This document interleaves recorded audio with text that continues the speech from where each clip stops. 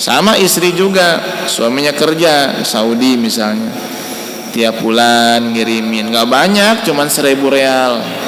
1.000 real berarti kurang lebih 5 juta ya, karena 1 real ya sekitar 5 juta, 5.000 berarti 5 juta.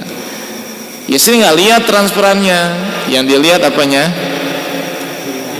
Perhatiannya, bukan jumlahnya, bukan perhatian. Oh berarti suami saya ingat masih punya istri di Indonesia, kan begitu. Kalau nggak ngirimin takut lupa punya istri gitu.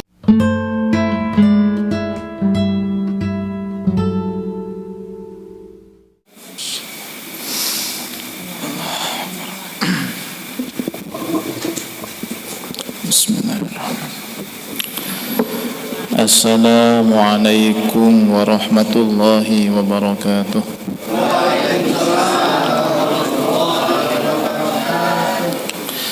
Alhamdulillahi rabbil alamin wa bihi nasta'in ala umuri dunya waddin, wassalatu wassalamu ala asyrafil anbiya'i wal mursalin sayyidina Muhammadin wa ala alihi wa sahbihi ajma'in. Asyhadu an la ilaha illallah wahdahu la syarika lahul malikul haqqul mubin wa asyhadu anna sayyidana Muhammadan abduhu wa rasuluhu shadiqul wa'dil amin. Amma ba'du.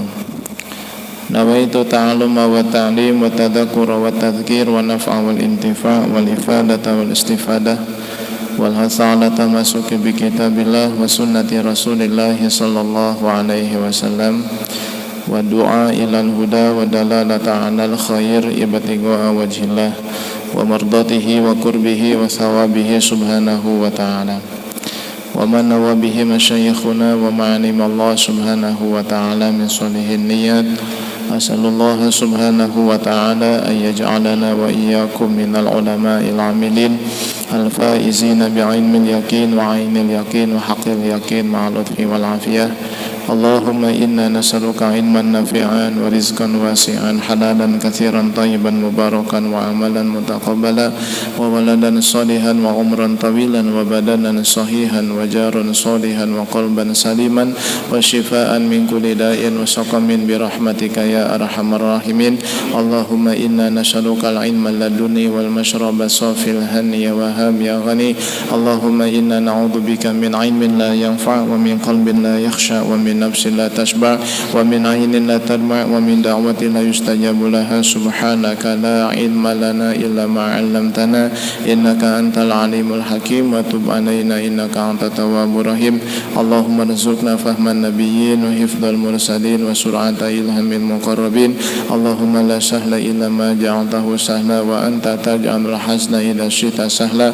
Allahumma ya man waffaqa ahlal khairi lil khairi wa a'anahum 'alaihi wa fikna lil khairi wa a'inna alaih. Sallallahu ala sayyidina Muhammadin wa ala alihi wa sahbihi wa sallam walhamdulillahi rabbil alamin.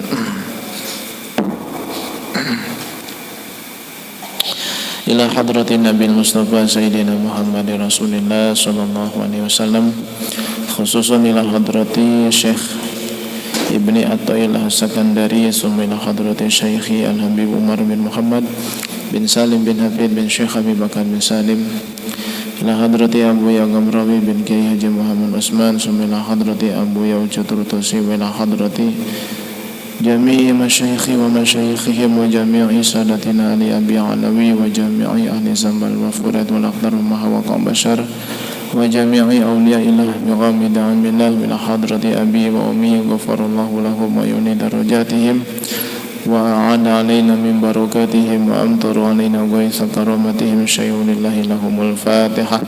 A'udzu billahi minasy syaithanir rajim. Bismillahirrahmanirrahim. Alhamdulillahi rabbil alamin arrahmanir rahim maliki yaumiddin. Iyyaka na'budu wa iyyaka nasta'in ihdinas siratal mustaqim siratal ladzina an'amta 'alaihim ghairil maghdubi 'alaihim waladdallin. Amin. Hadirin wal hadirat rahimakumullah. Hamba-hamba Allah yang dimuliakan Allah Subhanahu wa taala. Alhamdulillah, pada malam ini Allah Subhanahu wa ta'ala kembali memberikan kepada kita nikmat taufik dan hidayah, disertai dengan nikmat sehat dan walafiat, serta dibarengi dengan nikmat iman dan Islam, sehingga pada malam ini kita bisa hadir seperti biasa di majelis ilmu dalam keadaan sehat walafiat. Saya hormati segenap para sepuh tokoh masyarakat, Bapak Ustadz Dimas Gun, Bapak Ketua RT 8, serta Ibu dan Bapak jamaah sekalian rahimakumullah. Untuk malam ini kita lanjutkan kajian kitab Tajul Arus malam Rabu pertama di bulan Desember. Kita lanjutkan masih membahas tentang Thariqut Taubah, jalan bertaubat. Bismillahirrahmanirrahim. Qala al-musannif rahimahullahu ta'ala wa nafa'ana bihi wa bi ulumi fid dharain. Wa idza qila laka, dan jika dikatakan kepadamu, manil mu'minu, siapakah orang yang benar-benar beriman, fakul, maka katakanlah, maka ucapkanlah, alladzi yattala'a ala aibi nafsihi, orang yang benar-benar beriman adalah orang yang melihat aib dirinya sendiri. Walam yansub ahadan minal ibadi, dan tidak menisbatkan kepada seorang pun daripada hamba Allah ila aibin, kepada perbuatan celah. Segala aib, segala kekurangan, segala keburukan, ia lihat itu semua ada pada dirinya. Segala aib ia tidak nisbatkan kepada hamba Allah Subhanahu wa ta'ala. Jadi ia sibuk dengan aibnya sendiri, sibuk dengan kekurangannya sendiri, hingga ia tidak sempat untuk menilai, mengoreksi aib dan kekurangan orang lain. Tidak menyalahkan orang lain. Segala bentuk kegagalan ia salahkan dirinya sendiri. Ketika berdakwah, jamaahnya tidak bertambah, begitu saja, bahkan cenderung berkurang. Tidak menyalahkan, oh orang lain mungkin gak pada mau ngaji, mungkin lebih cinta kepada dunia. Tidak, ia kembalikan kepada dirinya sendiri. Oh mungkin sayanya kurang ikhlas, mungkin sayanya tidak tulus, mungkin sayanya kurang mendoakan mereka. Tuh begitu. Ketika kita ditempatkan oleh Allah di suatu tempat, suatu kampung, suatu daerah, kita sudah mengajak mereka, tapi mereka tidak mau dekat dengan majelis ilmu, tidak mau datang ke masjid. Kita sudah berusaha, bersusah payah, berupaya, berikhtiar, tapi enggak kelihatan hasilnya. Nah, kalau kita ingin termasuk al-mu'min, orang benar-benar beriman, maka kita jangan salahkan mereka.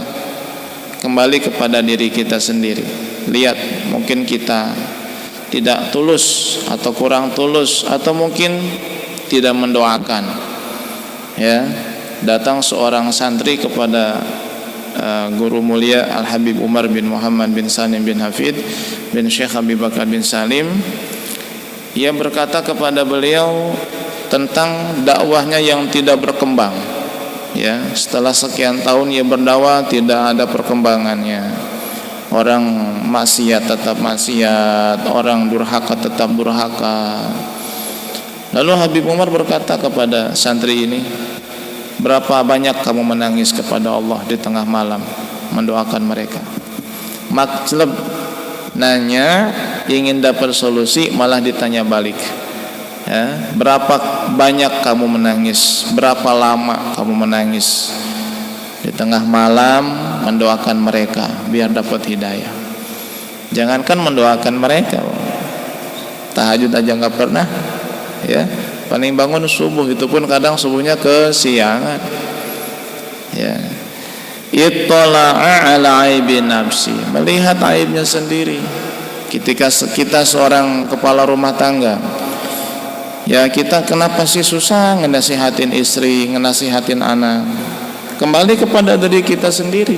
Oh, sayanya mungkin tidak mengamalkan apa yang saya nasihatkan kepada orang lain. Kiai Haji Abdul Hamid Pasuruan seorang ulama, kiai waliullah masyhur, Mbah Abdul Hamid Pasuruan. Datang seorang ibu dengan anaknya. Ibu ini minta kepada Kiai Abdul Hamid agar mendoakan supaya anaknya ini tidak mau makan permen. Sebab ini anak kecanduan permen, ya, gulali. Jadi ibunya sengaja datang kepada Kiai Abdul Hamid agar Kiai mendoakan supaya anaknya ini tidak suka permen lagi. Begitu. Kemudian para hadirin sekalian, kata Kiai Abdul Hamid, 3 hari nanti kesini lagi ya. Kenapa enggak sekarang? Udah 3 hari kesini lagi. Ibu pulang lagi sama anaknya. Setelah dapat 3 hari, si ibu datang lagi bersama dengan anaknya tersebut. Makin parah kecanduannya. Kata Kiai Abdul Hamid, anak ibu mana? Dibawa tidak? Tuh lagi main di halaman pesantren. Kata Kiai Abdul Hamid, bawa ke sini anaknya, panggil anaknya. Kiai Abdul Hamid mengatakan begini kepada anak tersebut, "Nak, jangan makan gulali lagi ya, jangan makan permen lagi ya." Udah begitu doang. Kemudian mereka pulang, dan subhanallah anak itu sampai di rumah dan seterusnya sudah nggak mau makan permen, nggak mau makan gulali, nggak didoain, nggak dikasih air. Nah, ibunya merasa aneh, ini kiai kau enak amat ya, ngomong dikit jangan makan permen, anak saya langsung nurut. Waduh, saya mau udah ngomel, udah segala macem ya, istilahnya udah kayak kaleng rombeng udah. Tapi gak mau dengar nih kiai ngomong sedikit, tapi kok anak saya nurut. Nah ini ibunya balik lagi nanya, "Kiai, apa rahasianya kiai kok hanya sekedar menasehati sedikit, dan itu pun nasihatnya enggak nyebutin tentang masalah durhaka kepada orang tua, enggak nyebutin masalah kesehatan, enggak, cuma ngomong jangan makan permen, itu aja, kok nurut anak saya?" Kata Kiai Abdul Hamid, selama 3 hari 3 malam kemarin itu saya paksakan diri saya supaya tidak makan gula. Loh, kenapa Kiai? Karena saya ingin melarang anak ibu supaya tidak makan permen. Permen itu dari apa? Dari gula. Saya ingin nasihat saya diterima, didengar sama anak ibu, maka saya amalkan dulu pada diri saya. Selama 3 hari saya nggak makan gula, kopi nggak pakai gula, teh manis nggak pakai gula, ini nggak manis, teh doang, teh pahit. Subhanallah, sampai begitunya tuh. Biar apa? Biar nasihatnya didengar sama orang, kitanya dulu ngelaksanain. Bagaimana mungkin nasihat kita didengar sama orang wong kita nggak melaksanakan nasihat kita sendiri?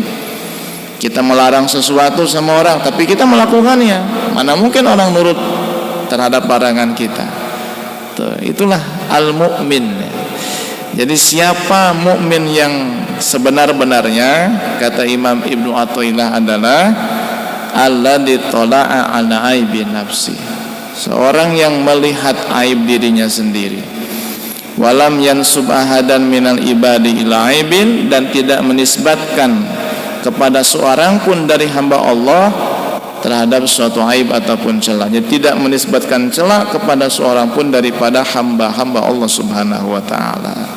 Ketika merajalela kemaksiatan di sekitar kita, nyalahin diri sendiri, ya Allah, mungkin saya kurang mendoakan mereka, mungkin saya dakwahnya salah, caranya tidak benar. Ya Allah, ini betapa sangat luar biasanya kalau orang semuanya kayak begini, kembali pada dirinya sendiri. Istri kembali kepada dirinya, suami kembali kepada dirinya, guru kembali kepada dirinya. Artinya apa? Koreksi diri sendiri, ya, cari aib kita, ya, udah cukup aib kita banyak, ya, sehingga kita nggak perlu melihat aib orang lain, mencari aib orang lain.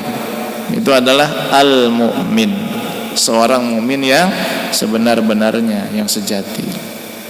Kebanyakan kan enggak, ya.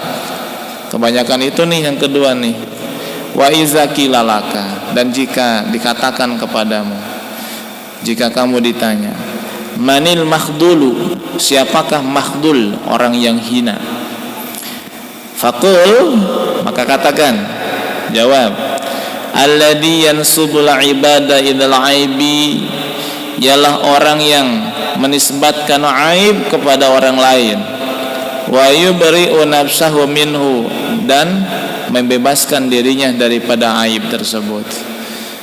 Selalu merasa suci, merasa benar, tidak salah, tidak ada celah, tidak ada kekurangan. Orang lain salah. Tiap ada kegagalan yang disalahkan orang lain. Tiap ada kekecewaan yang disalahkan orang lain. Setiap keinginan tidak tercapai yang disalahkan orang lain. Ya. Ngaji dari dulu segini aja. Siapa yang disalahkan? Orang lain. Emang orang lain nggak pada mau ke surga emang ini? Pengennya ke neraka semua. Emang pada malas ibadah akhir zaman. Nyalahin akhir zaman, nyalahin orang. Nah, itu makhdul itu. Orang yang hina itu dihinakan oleh Allah Subhanahu wa taala. Ya, ketika suami nasihati istri nggak mau dengar, yang disalahkan istri, memang dia keras kepala, nggak balik kepada diri sendiri. Mungkin nasihat sayanya yang kurang berjaksana. Begitu. Ya Allah, makhdul itu orang yang dihinakan oleh Allah Subhanahu wa taala, yang menisbatkan aib kepada orang lain, mensucikan dirinya sendiri, menganggap dirinya terlepas, bebas daripada aib. Istri nasihatin suami nggak mau dengar, yang disalahkan suami. Emang suami saya kayak begitu, wataknya keras kepala. Waduh, padahal istrinya yang cerewet, kan begitu. Ketika nasihati anak nggak mau dengar, emang anak saya mah dari dulunya begitu bandel, nakal. Nggak introspeksi, mungkin makanan yang dikasihnya subhat, mungkin makanan yang dikasihnya tidak halal, begitu. Ya, subhanallah. Dan zaman sekarang banyak mana mukmin apa makhdul? Banyak yang makhdul ya. Selalu menyalahkan orang lain, tapi tidak melihat kepada dirinya sendiri yang banyak aib, yang banyak salah. La ilaha illallah. Wa mimma tamada fihi ahlu zaman, sebagian dari hal yang terus menerus dilakukan oleh orang-orang di zaman sekarang ini. Zamannya siapa? Penulis kitab ini, Imam Ibnu Athaillah As-Sakandari. Tahun berapa? Masih ingat? Beliau menulis kitab ini tahun berapa?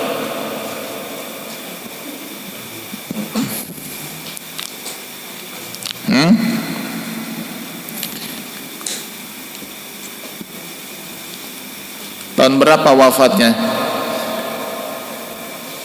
Assalamualaikum.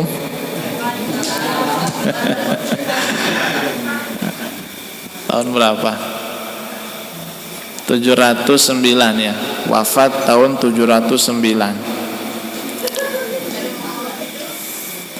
709. Ya, begitu sekitar sebelum tahun 700-an lah. Tahun 700-an atau tahun 600-an, 690 sekian begitu, kurang lebih. Sekarang tahun berapa sekarang? 1445. Berarti hampir berapa tahun? 700 tahun ya. Hampir 800 tahunan lah kurang begitu. Nah, di zamannya beliau nih, di antara hal yang terus dilakukan di zaman sekarang ini oleh orang-orang di zaman sekarang ini, kata beliau nih, di zamannya, mubasatuhum, seling bersifat dan berlaku toleransi, wa mu'anasatuhum, dan berlemah lembut, ya, lil asin, kepada orang yang berbuat maksiat. Tuh zamannya Imam Ibnu Athaillah.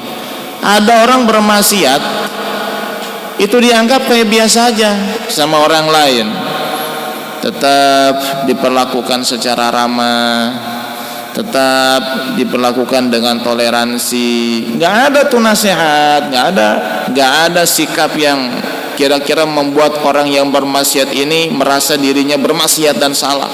Itu zaman dulu tuh. Sekarang sama, ya. Ada orang yang bermaksiat, kita tahu nih maksiat, ini nggak pernah sholat, ini nggak pernah ini Jumatan, ini nggak pernah ngaji, ini nggak pernah baik sama orang tua, tapi kita sama dia toleransi biasa aja, nggak ada ucapan nasihat, tidak ada raut wajah kita yang beda sama dia. Ini hal yang tidak baik sebetulnya. Ya, kita teruskan nanti baca kitabnya ini. Walau annahum abasu, seandainya mereka abasu, merengut, fi wujuhihim, di wajah atau di hadapan orang-orang yang berbuat maksiat, lakana dzalika zajram lahum 'anil maksiyati, niscaya itu akan menjadi peringatan bagi dia terhadap kemaksiatannya. Itu akan menjadi sebuah nasihat bagi pelaku maksiat terhadap apa yang sudah dia lakukan. Ketemu sama orang yang Masya Allah ahli maksiat, wajah kita senyum tapi tidak terlalu lebar, biasa saja. Bahkan sikap kita tidak terlalu ramah dengan dia, tidak terlalu dekat, ya sekedar kenal, menjaga jarak. Ini akan menjadi satu peringatan bagi dia. Loh, saya ini ada apa ya? Ke orang lain begitu sama saya. Tuh begitu nanti. Coba kalau ada orang yang pelaku maksiat, pejudi, peminum, tapi kita biasa aja, senyum, duduk, ngobrol, ngopi bareng, tapi nggak ada nasihat tuh ucapan kita tuh. Ini akan membuat dia merasa dia tidak salah, akan membuat dia merasa berarti saya tidak melakukan maksiat karena orang lain sama saya biasa saja. Masya Allah, ya begitu. Ini hati-hati nih, memang berat ini. Nah, tapi harus kita sedikit tonjolkan bahwa kita nggak setuju dengan perbuatan maksiat dia, dengan perbuatan mungkar yang dia lakukan. Minimal abus, wajah kita ini agak sedikit merengut begini, ya. Tapi awas, jangan sampai hati kita merendahkan orang ini. Ini bahaya juga nih. Kalau sampai kita merendahkan orang ini, bukan sifatnya, bukan perbuatan, orangnya kita rendahkan, merasa kita lebih mulia dari dia, ini bahaya lagi buat kita nih. Ini repot nih. Antara wajah dengan hati, hati-hati nih. Kadang kita merengut begini, tapi hati kita merasa, oh saya lebih hebat dari dia, dia hina di bawah saya. Ini bahaya malah buat kita nanti. Amal kita habis semuanya yang baik-baik. Merengut di sini, tapi tetap, nah nanti ada disebutnya di depan ini ya. Hati tetap cinta, hati tetap sayang, tapi wajah, ekspresi kita menunjukkan bahwa kita tidak setuju dengan perbuatannya. Jadi antara zahir dan batin kita itu kayak tidak sama. Zahir kita seolah-olah bengis sama dia, tapi hati kita cinta. Bagaimana cara membuktikannya? Nah, nanti disampaikan di depan. Dengan cara mendoakan di tengah malam begitu. Ini metode dakwah juga nih, metode dakwah ya. Baik. Falau futihalaka, jika telah dibuka laka untukmu babul kamal, pintu kesempurnaan, lama roja'atan, niscaya kamu tidak akan pulang, tidak akan kembali ila radzaili, kepada kehinaan. Ara'aita man futihalahu babul qusur, perhatikan, jika seseorang telah dibukakan untuknya pintu istana, hal yarji'u ilal mazabil, apakah dia akan rela kembali ke tempat sampah? Tentu kan tidak. Orang kalau sudah diberikan kemauan untuk beribadah, berarti dia sudah dibukakan pintu kesempurnaan oleh Allah. Maka sebaiknya jangan kembali lagi melakukan maksiat dong. Kenapa? Ibaratnya orang itu sudah dipersilakan masuk menuju istana yang megah. Gerbang sudah dibuka, pintu sudah dibuka lebar-lebar. Apakah dia akan ridho kembali ke tempat sampah, ke tempat hina? Tentu kan tidak. Lebih memilih ini istana yang megah karena pintu sudah dibuka, gerbang sudah dilebarkan, sudah dibuka lebar-lebar. Begitu juga sama kita yang udah dikasih mau ngaji, yang udah dikasih mau sholat, yang udah dikasih mau beribadah, dikasih kemampuan dan kita dikasih mau melaksanakan itu, jangan kembali dong melakukan hal-hal yang kemarin tidak pantas kita lakukan. Begitu.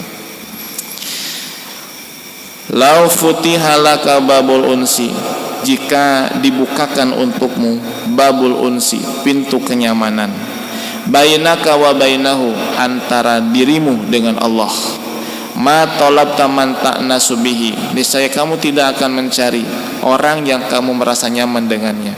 Kenapa? Karena sudah merasa nyaman dengan Allah. Gak perlu cari yang lain selain Allah. Kenapa? Sudah merasa nyaman dengan Allah. Lawih taroka, jika Allah memilihmu, li rububiyatihi, karena sifat rububiyahnya, ma qata'aka anhu, niscaya Allah tidak akan memutusmu darinya. Lau karumta alaihi, jika Allah memuliakanmu, ma romaka li ghairi, niscaya Allah tidak akan melemparkanmu kepada selain Allah. Idza azala anka mahabbata makhlukin faprah, jika Allah telah mencabut cinta kepada makhluk di dalam hatimu, maka berbahagialah. Ketika hati kita sudah tidak cinta kepada makhluk, hanya cinta kepada Allah, berarti rasa cinta kepada makhluk sudah dicabut oleh Allah dalam hati kita, faprah, maka berbahagialah. Fahada min inayatihi bika, karena yang demikian ini adalah termasuk perhatian Allah kepada diri kita.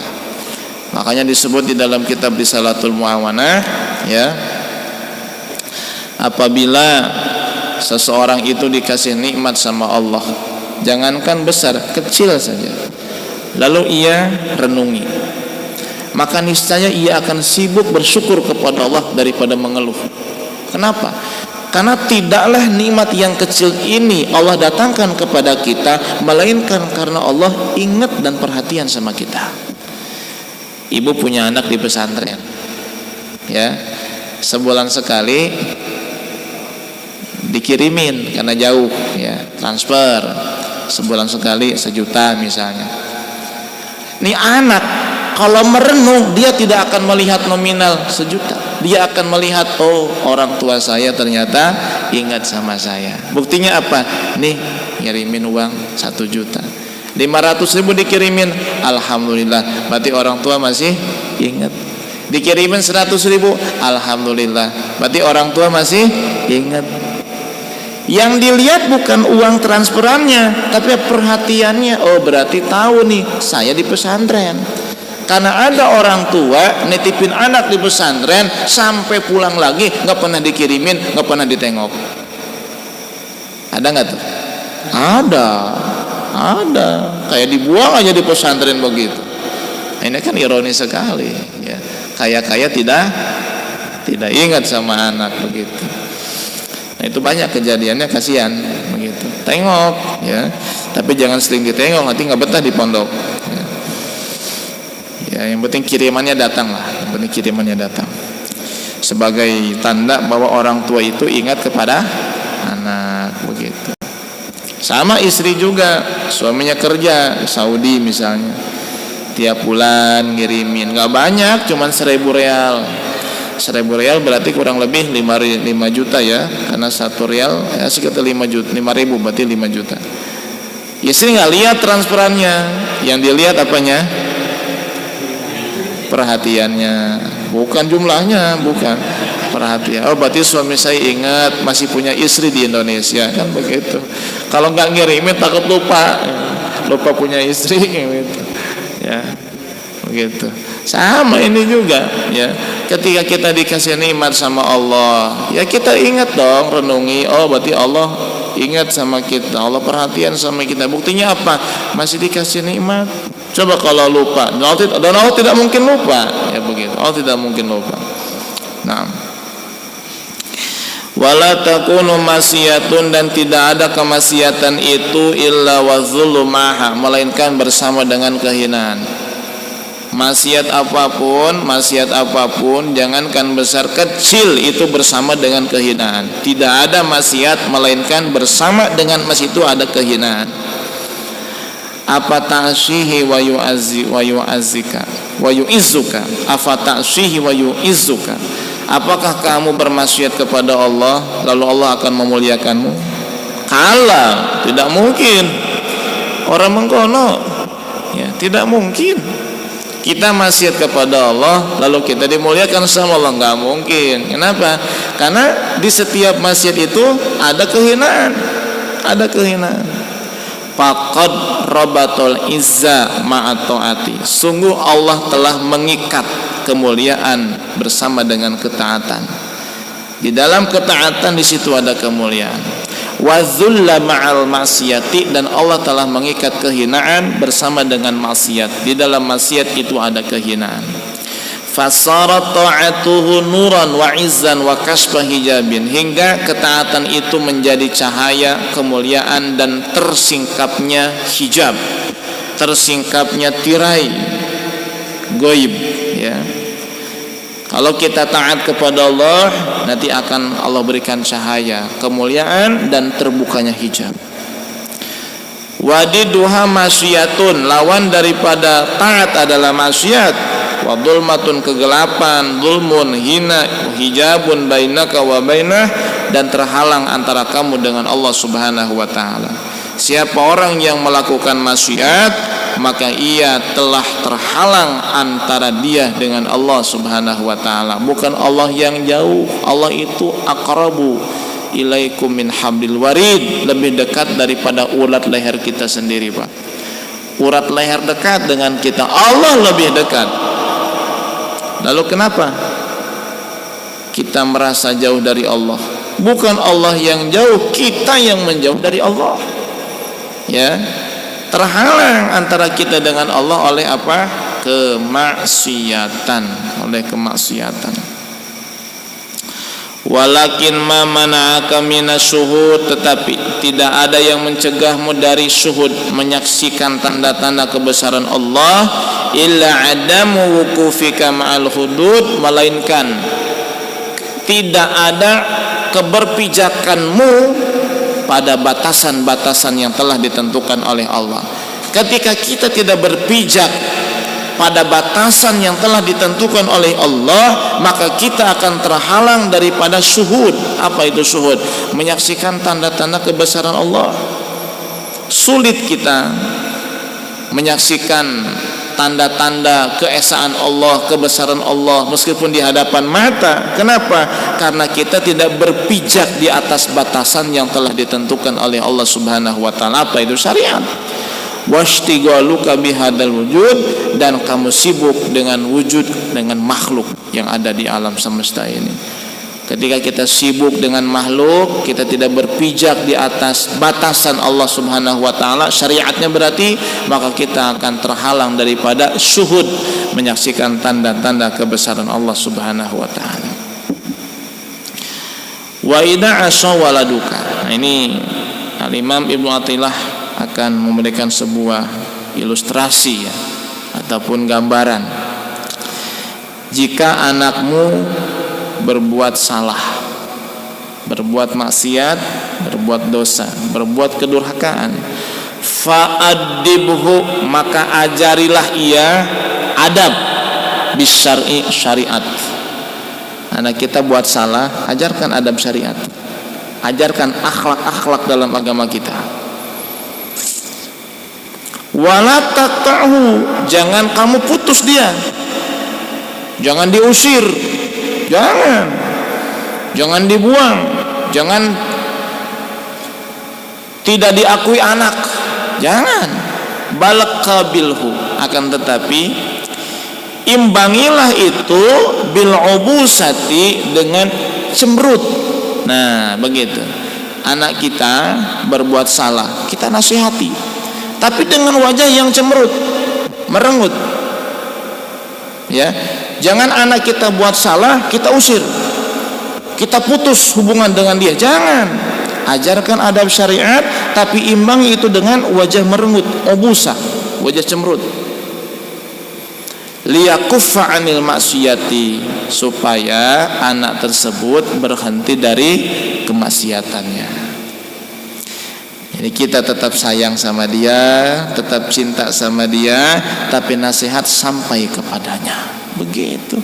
Jangan anak buat salah masih tetap tersenyum di hadapan dia, jangan. Al-Habib Umar itu subhanallah, ya, mendidik putra-putrinya luar biasa. Dari semenjak usia dini itu sudah mulai diajarkan cinta kepada Nabi sallallahu alaihi wasallam. Di antaranya adalah wajib menghafal nasab Kangjeng Nabi. baik dari ayah ataupun dari ibu. Nabi Muhammad bin Abdullah bin Abdul Muttalib bin Hashim bin Abdul Manaf bin Qusay bin Kilab terus sampai bin Adnan.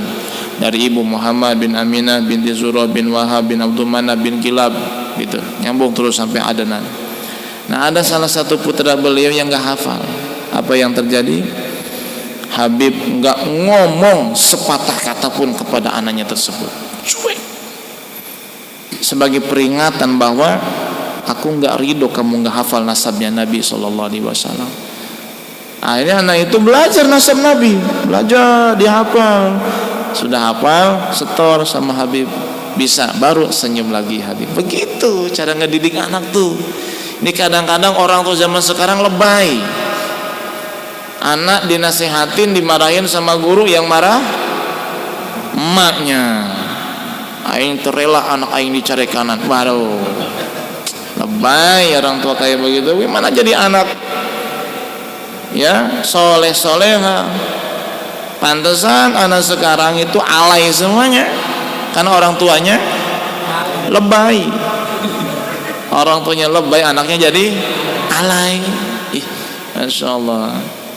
Saya itu punya anak, misalnya ya, dia buat kesalahan, dimarahin sama gurunya, pulang cerita, saya nggak bela, saya marahin lagi, nah saya tambah marahin malah, begitu. Kamu yang salah berarti, nggak bela sama sekali. Jangan membela kesalahan anak, jangan. Tetap hati sayang, cinta, begitu. Tapi ini praktekkan, udah nggak gagal ini didikan orang-orang yang dulu, masya Allah. Ya. Apabila anak mau berbuat salah, maka ajarkan adab. Jangan kamu putus dia, jangan kamu usir, jangan kamu buang, jangan tidak diaku anak, jangan. Tapi imbangi itu dengan ubusah, dengan merengut, dengan cemberut di hadapan wajahnya, supaya apa? Dia itu berhenti dari kemaksiatan, begitu. Wa aktsaru ma yadkhulu 'alal mu'mini dakhlu. Kebanyakan hal yang membuat ragu orang-orang yang beriman adalah idakana asyan, apabila ia berbuat maksiat. Fa imma an yafdahu, takut aibnya dibuka sama orang lain. Wa imma an yastahzi'u bih, atau ia dihina dengan kemaksiatannya. Fa idza fa'alu dalika faqad akhta'u tariq. Nah, jika orang-orang berbuat seperti itu, mereka salah. Ya, kalau ada orang yang berbuat maksiat nih, lalu kita buka aibnya, salah. Atau kita hina dia, salah. Lah terus bagaimana dong? Idza asal mu'minu, jika seorang yang beriman berbuat maksiat, faqad waqa'a fi waratatin adimatin, sungguh ia telah terjatuh di dalam kehancuran yang dahsyat, di dalam kerusakan yang besar. Terus bagaimana caranya kita bermuamalah dengan orang itu, dengan orang yang berbuat maksiat? Wa tariquhu, caranya adalah, jalannya adalah antab ala ma'hu kama fa'ata ma'a waladika inda isyani. Kamu perlakukan ia seperti kamu melakukan anakmu ketika anakmu berbuat maksiat. Apa itu? Ajarkan adab syariat. Wajah kita merengut, tapi kita tetap cinta sayang sama dia. Tu'ridu anhu fi zahiri, secara zahir kita berpaling dari dia, kita kayak cuek sama dia. Wa takunu lahu rahiman fil batin, tapi secara hati sayang sama dia.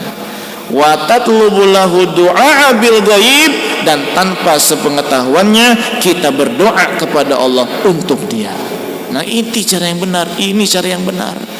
Kita ada tetangga, ada saudara, oh berbuat maksiat, zalim, menganiaya saudaranya, mengambil hak orang lain. Kita secara zahir umur kita, supaya kita diberikan husnul khatimah. Amin ya rabbal alamin.